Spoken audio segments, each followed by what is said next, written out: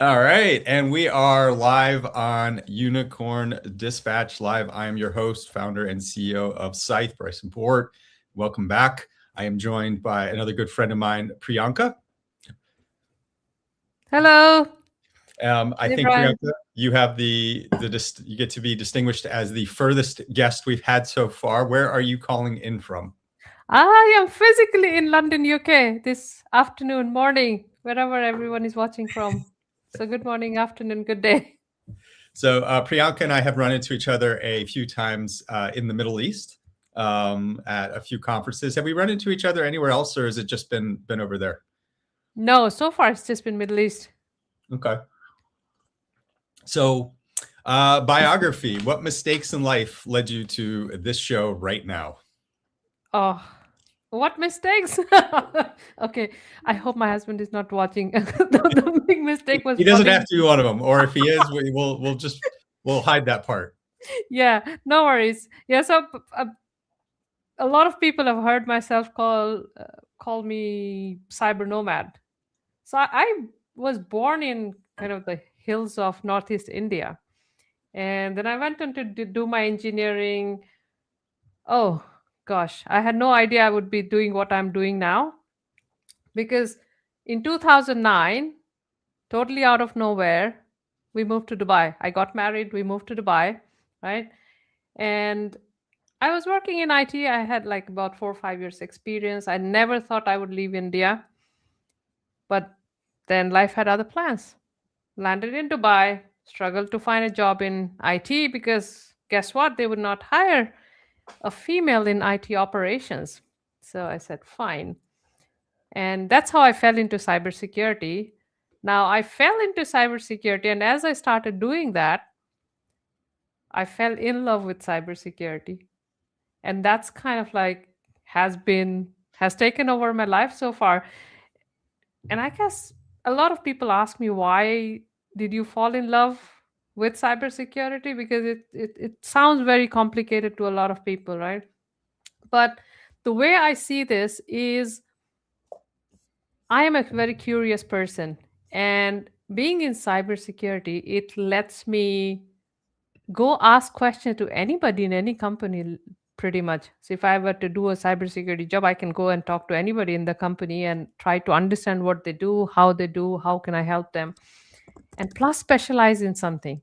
So I mean, not many career options give you that chance to kind of specialize in something, but also kind of learn as much as you would want about all of the other things. And just doing that has kind of helped me build the consulting business. And then I decided to take on to the education because, again, life keeps happening to me. I don't know if it's me or life. I'm still trying to figure it's me or my life, but I was running a consulting company, very happy. Life said, "Ah, she looks just too happy. Let's throw a curveball," right? So one of my competitors, they hired a lot of, like, they poached a lot of our senior consultants, and they said so that made me a little sad. And I was telling my mentor that, oh, these guys are just taking my people. They think I'm too small. What is this going on? I was frustrated. My mentors told me, Priyanka, it's not because you are small or weak, but because you've trained your people so well, you go and ask them, they can deliver without much of an oversight. And that's not a lot of people can claim in cybersecurity. And that was kind of a light bulb moment for me because I realized that, okay, so although we were working on tools, technology implementation, and advisory, we were kind of solving a capability problem of the industry. And that gave me the belief that, okay, that's a problem that I can solve because I was already solving it, but just not realizing it. Yeah, and then that led me to mentoring people, LinkedIn contents, YouTube, oh, learning how to work with camera and whatnot. So there's a ton happening. But now that's London School of Cybersecurity. So that's kind of been life so far. And I've got bigger dreams now, but I'll stop talking here. We're going to get to those bigger dreams. So what was the first moment, like your exposure to it, and then the moment that you were able to break into the industry? My for like I said, right, my I kind of fell into cybersecurity. The way it happened is I got a call, right, and HSBC Bank in Dubai, they had an opening for a vendor security review, or now it's called third party risk management. So they wanted to hire someone who can go and conduct security reviews for their vendors, right? And during the interview, I said, well, no, they asked me a question. Actually, I still remember to the day. Is Priyanka, can you go and check all these technical controls? Yeah, I said, well, I can do and I can check technical controls. The other parts of the job I don't know because I had not. I had only done parts of IT security back then as part of like my previous job with IBM. I was helping to get them ISO certified, my client. So I knew some part of security, but I had not ISO certified, of which ISO? ISO 27001. So I used to support one of the largest telecom providers in India back then before moving to Dubai. So I helped them get. I was in the IT operations world, so obviously I was running a lot of the security controls. So I knew about them, but I never saw myself as a security professional until then.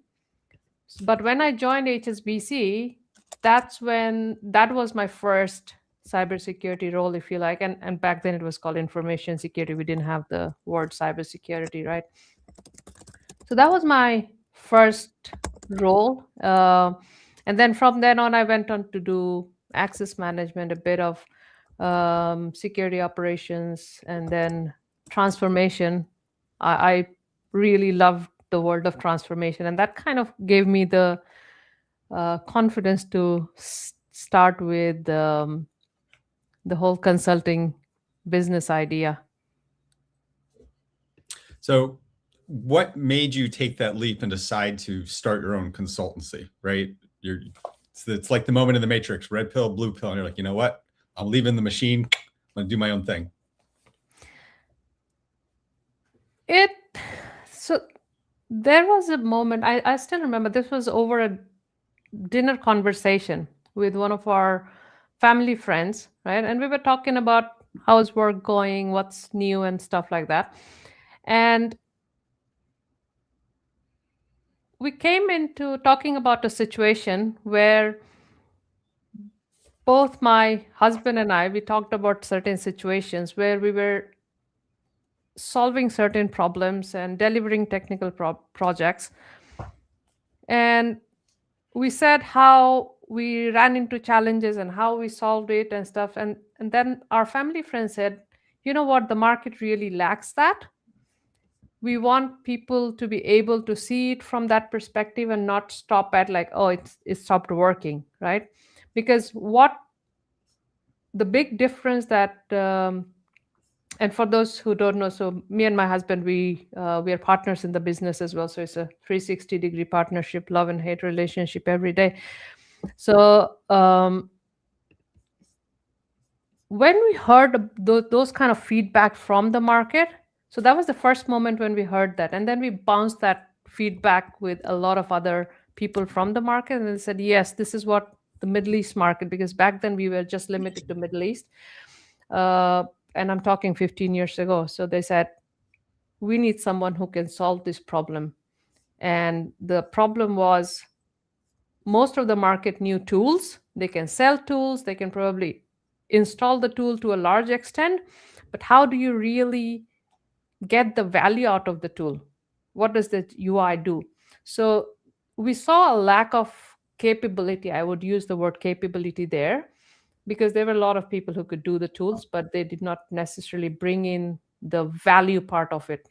And that's where we said, we didn't have kids, not many responsibilities. We said, okay, if any time this is the right time, we can give it a go. We can try if what the market is saying is really we can solve the problem. So that's kind of where the whole idea came from. And that's kind of the whole journey started. Okay. And so what are some of the biggest lessons learned you've had along this path, and how long have you been running your own consultancy? Okay, so we just celebrated our 15th anniversary in November. So, yeah, thank you so much. Uh, we thought we'll run it for 5 years or so and then we'll see. But then, yeah, we're 15 and counting. And the learning school is about 3 years old. So I don't know if you add it or not. But yeah, 15 years since we are running business. Big challenges, it's always people. It's always people. Cash flow, second.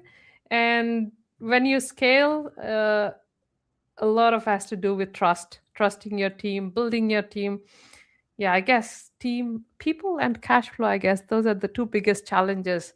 And the one thing that I would say when I say people is, again, when we started uh, building the company, we wanted to, because the market is telling us your differentiator is that you can really bring the value out of the tool, right? Which means that if we wanted to scale the business, we wanted more people like that who can see the value behind the tool, not just experts in the UI, right? That was a big struggle. So we said, okay, fine, breathe. Let's hire people who understand the fundamentals, right? Let's hire people. Of course, we'll have to hire some people who understand the UI, but then let's teach them how to see the value behind the UI, right? The same tool is the same tool. Yes, one can do a little bit more, a little bit less, but if someone doesn't understand why they're clicking that button or why they're writing that query, it's might as well not do that. To date, people are our biggest challenges to make sure that they are capable. And what kind of security work does your consultancy do?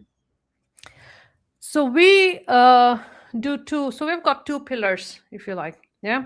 So the first one is we provide white labeled implementation services for large cybersecurity vendors, and we solve their execution problem. Because now where the market is heading is the customers or the organizations are moving from a lot of tools to platforms, but then the vendors who have the platforms, they're running into capability issues, and that's our strength. So we look at companies and we help companies who have great products but execution challenges. So that's one problem that we solve. And we have actually helped a lot of companies grow their business. If I have to do an average, between 25 to 40% of their revenue just by working with us. Because the way we work is it's not like, okay, you throw bodies at it. No, we work with you. If you had to work with you, we'll look at it. We'll say, okay, you've got the technical people, you don't need it, but you need SMEs who can really build the value, or you need SMEs to give you that additional bandwidth and capability. So that's one problem we solve. The second problem that we solve is to help companies build the talent pipeline, and where they don't have the subject matter expertise, to get them ready for ISO 27001, SOC 2, those kind of certifications. So that's kind of, and as well as defining their cybersecurity strategy. So that's kind of the two pillars that we focus on primarily. So tools. We talk about tools a lot because it's first thing most people think of when it comes to cybersecurity. Yep. As you noted in the consultancy, it's people. It's Yeah. users and it's the security staff. I always feel like that's left out when we have the people conversation, that people don't realize how much of cybersecurity itself with the staff is the people piece as well. Yes. And the stats on tools, 25% of tools get purchased and sit on the shelf. 25% get installed with default credentials, and 25% are improperly configured. So already 3/4 of the things we buy aren't working the way we'd want them to work. So let's talk through some of that. How exactly do you help clients with that, and what are some good case studies and tool sets? Probably the first one that I'm going to spring to mind. Well, actually, I'll throw a few out to just give you some ideas, right? Vulnerability management, SOC with the SIM, detection engineering, firewalls, and different kinds of preventative control sets. Okay. So I'll I'll take the vulnerability management and the same SOC side of the house, yeah, because that's kind of where most of our revenue comes from. So I'll probably choose those. So from a vulnerability management, right? And it sounds weird that I'm still talking about this problem after so many years, because the first time I ran my scan Bianca, was I think that just means you've been in the industry. I think all of us feel like we talk about the same problems over and over again. And it's like, well, what's new exactly. about it this year? Yes. Um, so yeah, the first time I ran my scan was, gosh, 2006, I think. Yeah. Anyways, so for vulnerability management, right, the big challenge is people scan and send out the reports, right? Now, that one report has 10,000 lines. Yeah. The analyst half the time doesn't read it, doesn't necessarily understand the details behind it, goes to the application or the asset owner, whether it's an application scan or infrastructure scan or whatever the scan was. They look at it. Oh, there's 100 rows in the. I have to look at 100 rows. Really? They feel frustrated. So that's the first emotion that they feel, even before they start thinking about what to do, right? So that's a lot of overwhelm there.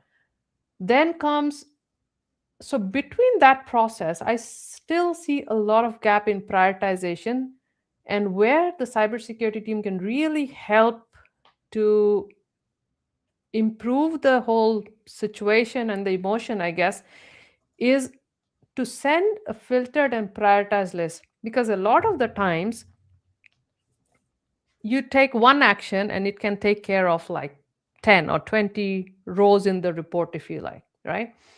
That I still don't see happening. And people keep fighting. Oh, I sent you the report. Why do you want me to do this? So there is still that conversation is still not happening in vulnerability management, right? The second thing, so I'll switch to the SIEM and the SOC side of the house. For SIEM and SOC, where I see the gap is people trying to correlate and link what alerts will help them analyze what, right? You can collect the same logs from your Active Directory, the same logs from your servers, the same logs from your endpoints, but the logs can tell you different story based on what part of the attack are you looking at. And that's the problem that we solve. So when we go into an account and help them, so installing the tool is part of the job, right? But the bigger part is we help them define, as a starting point, if you have no SOC implementation, we'll help them define the use cases, that these are the, start with these fundamental basic use cases. We help them map their environment to what alerts would make sense. And we also train their team to understand some core concepts of incident investigation. For example, they should understand what an attack kill chain should look like, right? And that's where I really love the way you approach your workshops, because you, yes, the people think that, yes, the purple team, red team, whatever, is like you go and you hack the thing out, right? No, it's not that. You need to use your mindset. You need to see what are you trying to achieve out of it. So we do it from the defender side, right? So we use a very similar mindset, like, okay, the analysts or the investigators, they need to understand what a kill chain looks like. What does an attack framework look like? What, when you see a certain alert, what is the first thing that should come to your mind? So there's a lot of those capability things that we build, and that's where our customers really love working with us. And sometimes we work with them for more than 5 years. And it's not that because we are not delivering the project fast enough, but because the processes take time to be implemented, the use cases, everything. Because we also sometimes help them hire the people, the right people in their team, because we're like, okay, you've got the head count, but not the right head count. And that's where a lot of people miss the whole ballpoint is. And again, I remember, and I remember this specific conversation because it got heated at one point. A VP said, why do I need such a big team to run this? And I'm like, well, you've got a big team, not the right team. And he just calmed down. So that still is a memory from my side. But that's kind of where we come into play from a vulnerability management. We teach the people how to prioritize. We build the process, and then we, as part of the handover, we do a lot of those training and enablement, right? So And how do you prioritize that? I mean, everybody talks about that. That's the missing gap in vulnerability management. How do you help them prioritize? so there are some key concepts there, right? When we talk about priority, you could look at it from a few different, and no, actually, you could look at it from two angles. One is what is important, and two is what can you close or remediate first or fast, right? So there's two ways of prioritization. One is what would give you the most bang for the buck, or what can you fix the fastest. So that's a question. So the way I always like to draw it like a matrix. Yeah, when I tell the people this is how you need to think. So first is what is most important. So if you have got the same vulnerability on 5 machines, now of the 5, 2 of your are most important or most critical things. And then there's 2 servers which are not connected anywhere, right? That's just a test environment. And again, depending on the vulnerability, in a lot of cases, it would make sense to fix it on your critical server first, right? But in the matrix, you also look at a couple of things. Can I fix it without a downtime? Because downtime is still the biggest challenge in remediating any vulnerabilities, because it would normally require a change to configuration or a patch or something of those sorts, right? So getting a downtime is still a big challenge, especially in fast and large organizations. So can you fix something without a downtime? Let's target that.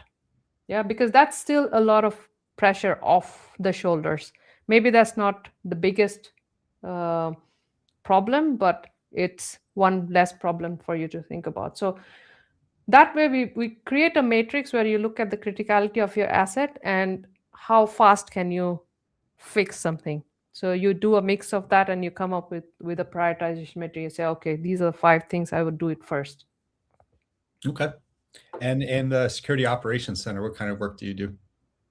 So in security operations, of course, we do help them implement the tools as well. Yeah. But where our partners and customers love us is as we are installing the tool. No, let me track back. The way we structured our methodology is we don't start by installing. Yeah. Although we do help them install, but our first piece is we spend a day, it's almost a day worth of workshopping, where we talk about, yes, part of it is your architecture, or where all the components will go technically and physically. But the second part of the workshop is focused on what is it that we want to get out of this tool, right? A lot of the modern SIEM tools do come with a capability of automation and orchestration. Are you in a place where you can leverage that or not?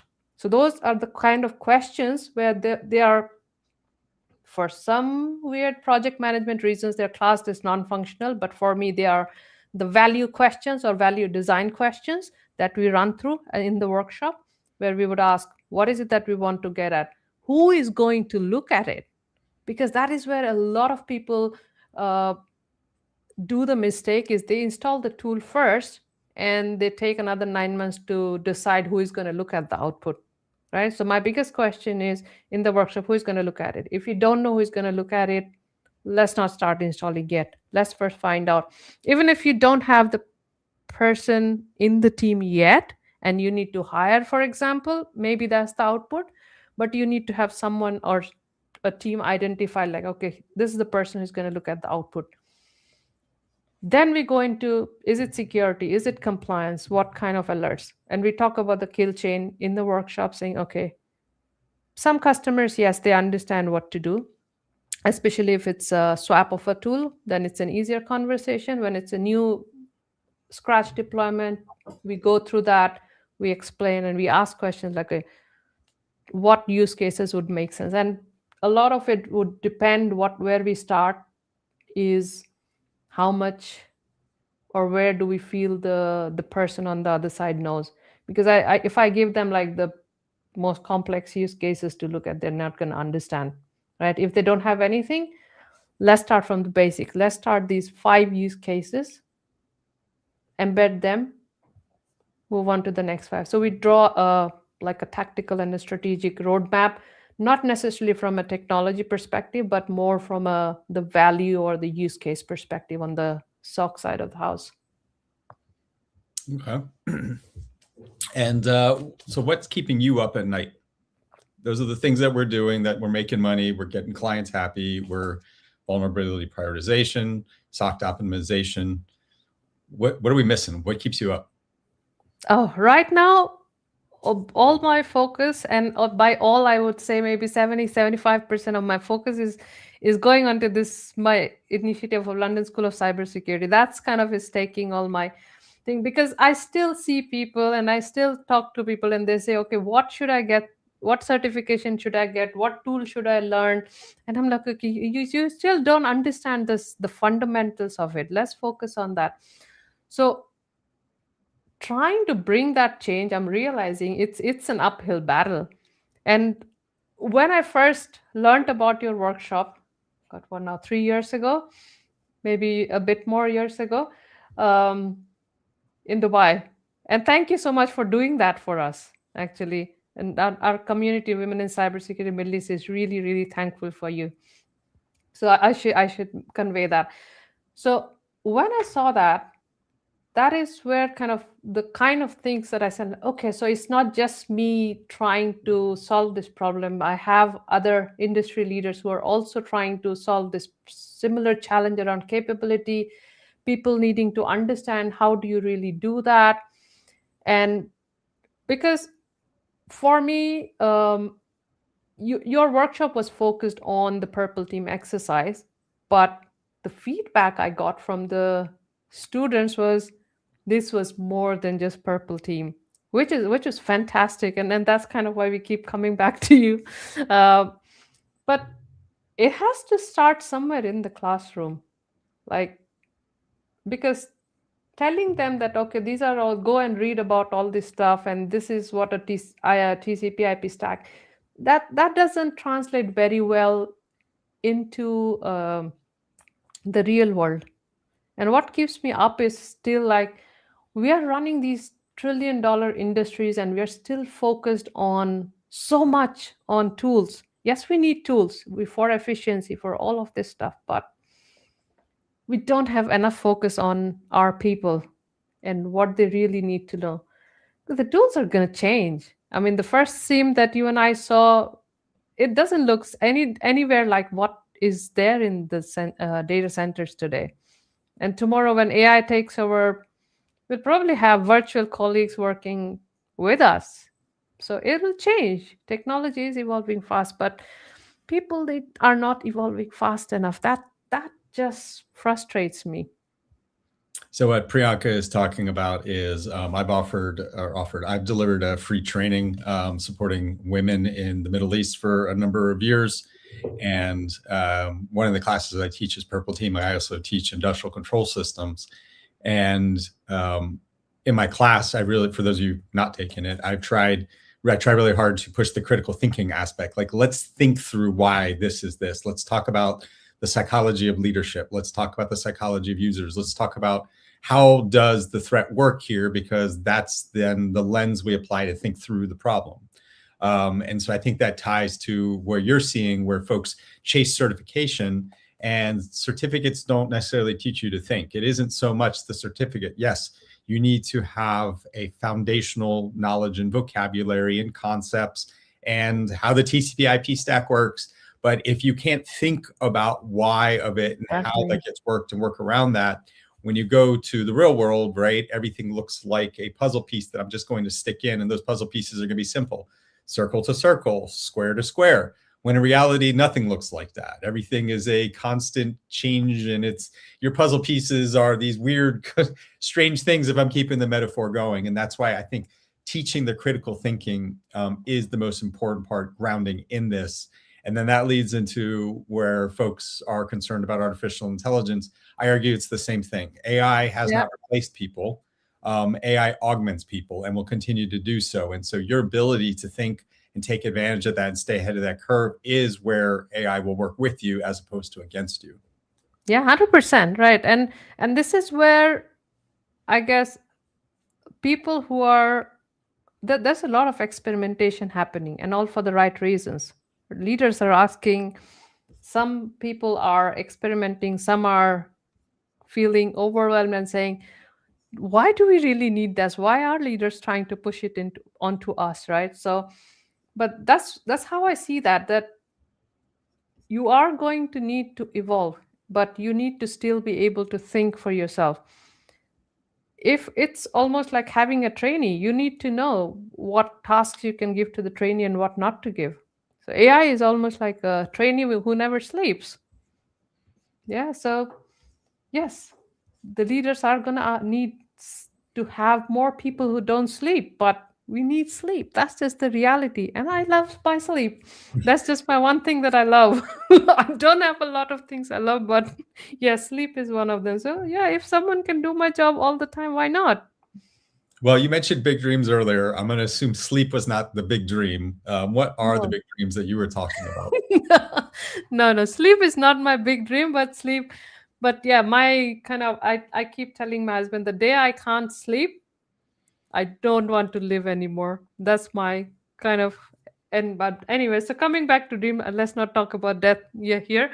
But talking about my big dreams, right? So my big dream is at some point I would want to take my London Cybersecurity School to a specialized cyber school, a college, I would say. Maybe a school, maybe a college. I don't know what name we would give it to them, but it's a specialized college where each of the departments would somewhere be a specialty in cybersecurity. So a department of application security, a department of endpoint security, right? Where people will spend some time, maybe 30% of their time, learning the core theory, if you like, and spend 70% of their time learning what the industry is really doing, learn industry relevant tools, critical thinking, the soft skills that they need. And for those who would want to get into research, then focus on the research in that specific area. Because now, as I see where the world is heading, is going to go back to the specialized, someone who is specializes in certain things, because it is going towards a skills based economy. And when it's a skills based economy, people are going to look for experts in certain areas. Yes, we will still need generalists when it comes to leaders and leadership level and senior levels. But when you talk about the volume of the workforce, which is usually in the middle stack and the bottom stack, that's where you would need more specialists to come into the economy. And that's kind of my big dream, that one day this school will evolve into something where there'll be 7, 10 departments specializing in things. We've got a question from the audience that's back on the entrepreneurial side. So I'm a GovTech solo founder. Best practices to bake in as I go from 0 to 1. So I think I'm going to hear that in two potential parts of the question, right? One, what should I do before I get started? Now that I'm getting started, and because you start by yourself, what kinds of things should I think about as I grow my company? Okay, so if you're a founder, I'm assuming you already identified what you can sell. If I have to say, you focus on one thing, you learn how to do sales and marketing very well. If you cannot sell, then you cannot grow. Well, if you can't sell, you can't even start. You can't even start. That's the whole point. I mean, you could probably first get your first customer because they trust you or whatever. It did not require a lot of like an active selling per se, but for you to grow, you need to learn the art of how to sell. And that had been my biggest challenge so far, I would say. Oh, well, you did ask me about business challenge, but for me as a person, because people in cybersecurity, we are so focused on solving the problems. We are not very intrinsically very not very great at showcasing what the value we are bringing, how to sell ourselves. So I would say know how to sell, and personal branding is very, very important for that. And today with social media and stuff, it's a lot easier. You don't have to go door to door as much as in the days of Xerox, but spend some time on building your personal brand, learn how to sell. Once you have some money, start focusing on marketing your services as well. More people know about it. If 10 people know about it, maybe 2 people would talk to you and then one person will buy. So I would say sales and marketing, because I would assume you continue to focus on your subject matter expertise, but sales and marketing is the first thing I would focus on. Yeah. So whether you are going into product or services, sales is what matters. If I Yep. can't sell, I don't have anything to have. And that's probably the most common advice that I give to founders, is because most of them are engineering, come from the engineering side. The sales makes them uncomfortable. It made me Yeah. uncomfortable too. And you have to get over that. And usually on the product side, founders are looking for how, what's the quickest I can afford to hire a salesperson. And that's usually a mistake as well, because a salesperson may be good at sales, but that doesn't mean they're good at selling what you have. That Yes. takes time to learn that. And you have to learn that to be able to teach that back to them. Priyanka also made a comment early on in the show about cash flow. I think one of the biggest surprises I had when I started my own company, and this still continues to this day, is getting paid for the work. You think the sales is the hard part, right? Because it's so difficult for us personally to make the sale. Then you think, well, doing the work is the hard part, because that's being the hard project. Executed, yeah. Do all of that, and I work, and I have to make sure it meets requirements, and that you'd be surprised, or not, I don't know, at how rarely people pay you on time. Yes. It's an entire job almost just to continue to be like, pay me, pay me, pay me, pay me. And one of the reasons is it's not that they don't want to pay you. It's large corporations have lots of different bureaucracy. Yeah. The people over here who love you and work with you, and I love the vulnerability prioritization you helped me put in place, are not the same people as who cut the check. Yes, 100%. And in fact, these people may not even know each other or have ever met or have any influence at all. In most cases, they don't.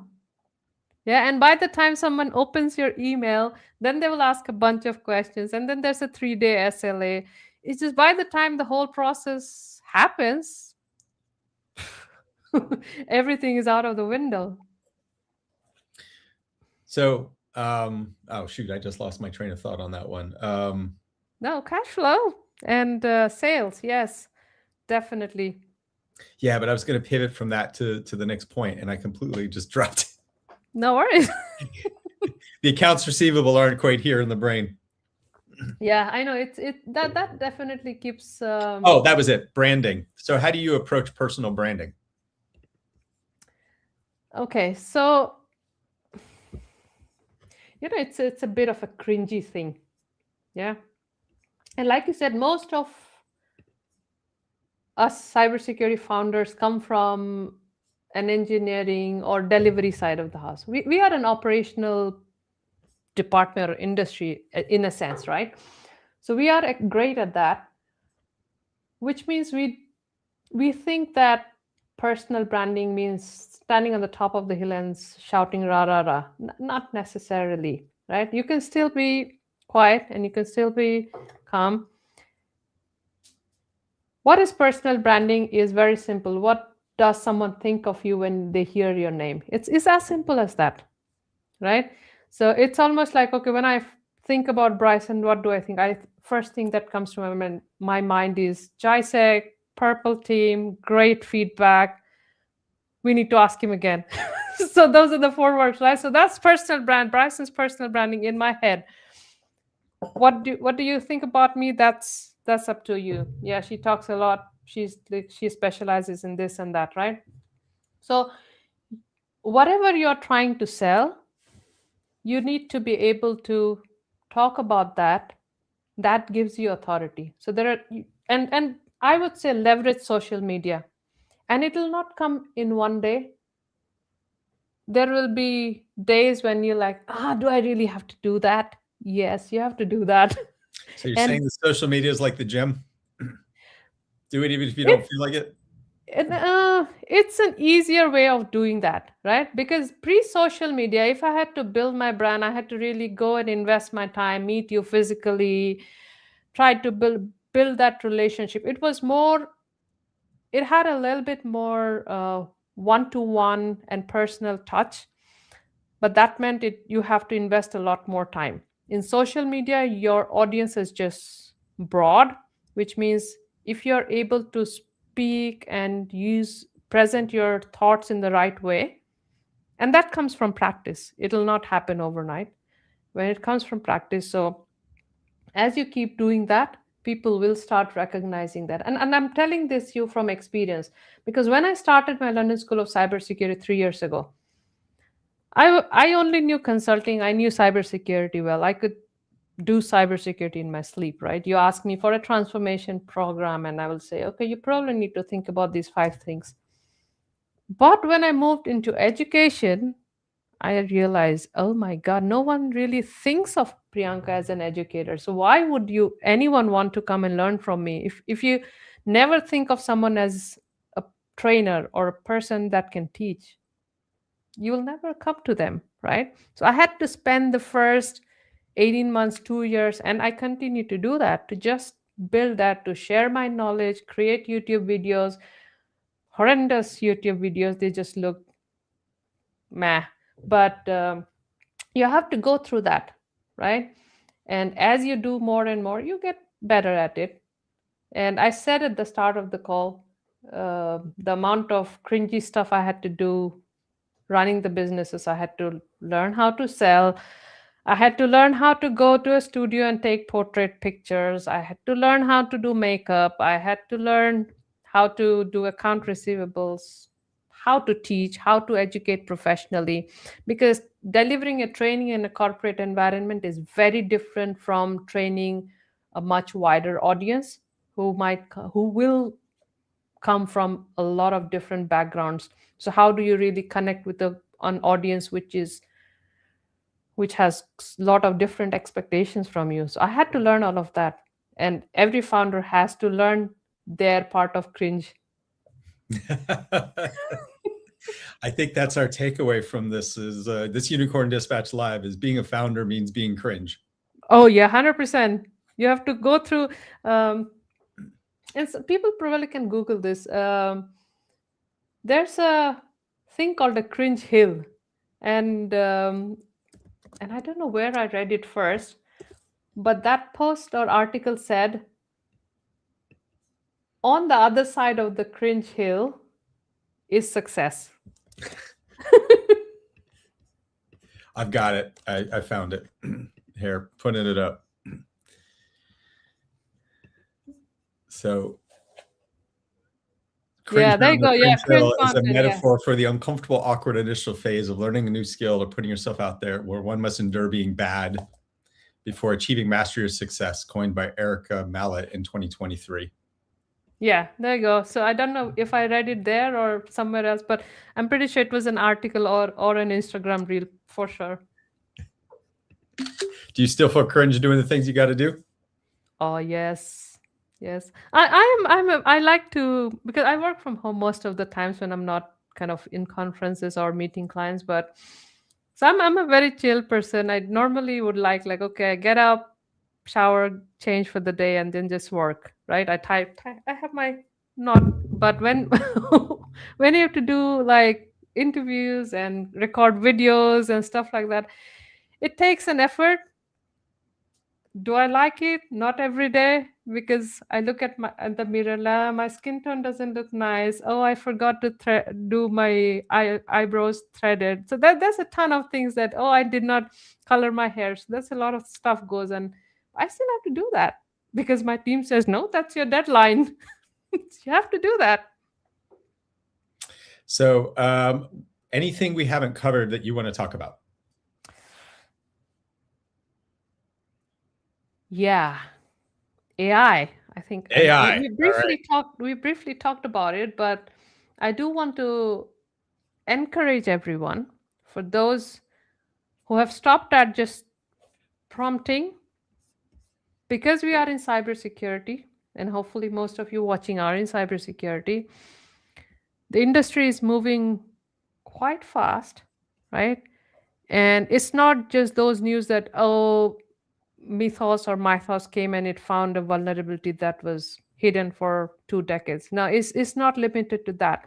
Leaders are expecting us to be able to create our own agents, to be able to connect one system to the next, use AI to do your things efficiently. That those are real life expectations. And if it has not made it to your performance sheets, they probably will, or it's probably in the unsaid version of performance. Like, this is when I would think Priyanka is awesome, when she has delivered some AI to me, right? And I would say, if you have not started reading, go learn, research, and asking the question is very easy now. With AI, you have someone you can brainstorm. You, if you're not brainstorming, you are doing yourself a disservice. And I'm not saying that as as a scare tactic, but that's just the reality. I mean, I have to spend a lot of time now trying to learn what the hell Claude skills are, and then chat OpenAI calls them different. And because I'm in the consulting world, I probably have to understand all the different terms and all terms under the roof, and how to get a private deployment. So all those things you need to understand, because the world is going there, or and a lot of world is already there. So instead of being scared, I would say, let's take it head on. Go spend some time, even if it's 30 minutes, an hour, whatever you can find during the week, that will help you. And please focus on the fundamentals, not just, oh, I am a master of this tool and I know exactly where all the UIs are. It's not because I'm saying, but because the tools are going to change. And when the tools change, you will feel unsettled. And if you are an experienced professional, leaders will see that as a weakness, like, okay, that's something that I have to invest in them. So make sure you understand why you are clicking a button. Mm-hmm. Know how to think. Critical thinking. There it is again. Yes, you learning how to think and run searches is like the top skill in our industry. Okay. Anything else that we want to cover? No, I guess that's all. If we have got any other questions, or if you have got any other questions, that'll be great. Nope. I think we are about at it. I have one question for you. If Yes. you don't All right. have a question for me. No one's asked me one. Go, bring it. Let's do it. Okay, yeah, you've asked me a bunch of questions, so I want to ask you, right? Because we don't run purple team exercises. So what I wanted to understand from you is like, because I do hear a lot about them, like, what are the key things that anybody who is new to or willing to join this whole purple team, red team kind of a world should keep in mind? What are the things they should start with? Sure. So first, of course, is the process and what to do. In fact, the Scythe Labs team just published the update to the Purple Team Exercise Framework. So that's a free resource out there. Here, let me quick put it in. And we didn't just write this by ourselves, which I think is probably a good point to make. There are a lot of contributors from different industries and different companies that chimed in on this. So I'm going to throw this up here. So there you go. So this is a free framework to what to do. Going to your piece, it starts with the people. Purple teaming is a collaborative, milestone-driven exercise. So collaborative, people together. We need to do it together. The point of this is that the old way was some nerds would go off and hack some things and then throw a report at you, and then everybody try to figure it out, and they'd come back and do the same thing. It didn't really help anybody, and there's a lot of personal frustration, again, the people side of this. So purple teaming is saying security is defined by the threat.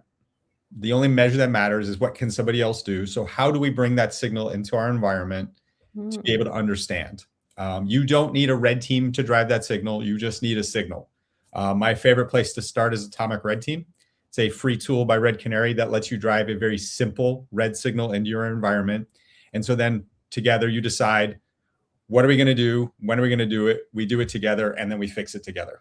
And so that's the biggest part of all of it, is the people piece, with bringing those people together, driving the technical signal through so that you understand the tool part and the people part together.